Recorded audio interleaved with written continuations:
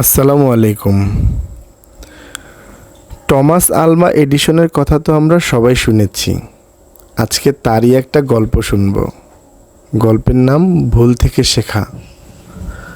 Thomas Alva Edison গবেষণা করছেন। তিনি বৈদ্যুতিক বাতি উদ্ভাবন করার চেষ্টায় রত। বাল্বের ভেতরের তারটা কিসের হবে, তিনি সেটা নিয়ে খুব চিন্তিত। একটার পর একটা ধাতু, যৌগ, সংকর দিয়ে তিনি ফিলামেন্ট বানাতে লাগলেন। এইভাবে চেষ্টার পর চেষ্টা করতে করতে তিনি প্রায় 2000 রকমের তার বানালেন। কিন্তু দুঃখের বিষয়, একটাও কোনো কাজে আসলো না। তার 2000 তারের মধ্য থেকে একটি তার দিয়েও সে তার কাজটি করতে পারল না। এমন সময় তার সহকারী বলে উঠল, আমাদের এতদিনের চেষ্টাটা পুরোটাই ব্যর্থতায় পর্যবসিত হয়ে গেল। আমরা তো কিছুই করতে পারলাম না। এডিসন বললেন, আমরা অনেক কিছু শিখেছি যে 2000 রকমের তার দিয়ে ভালো একটা বৈদ্যুতিক বাতি হয় না। কি বন্ধুরা, কি বুঝলেন? মানুষ কোনো কাজ করে যদি ব্যর্থ হয়, তখন সে যেন তার ব্যর্থটাকে না দেখে সে এখান থেকে কি শিখলো সেটা যদি খুঁজে পায়, সেটাই তার সফলতা।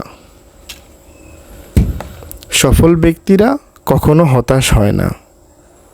তারা বারবার ব্যর্থ হয়ে সফলতার প্রকৃত স্বাদ গ্রহণ করতে পারে। ধন্যবাদ বন্ধুরা, এতক্ষণ আমার বকবক শোনার জন্য। আমার গল্পটি যদি ভালো লেগে থাকে তাহলে অবশ্যই আমার চ্যানেলটাকে সাবস্ক্রাইব করবেন এবং পাশে থাকা বেল আইকনটি বাজিয়ে দিবেন। সুন্দর একটা কমেন্ট করবেন, যাতে আমি পরবর্তী ভিডিওটা আরও আগ্রহ নিয়ে করতে পারি।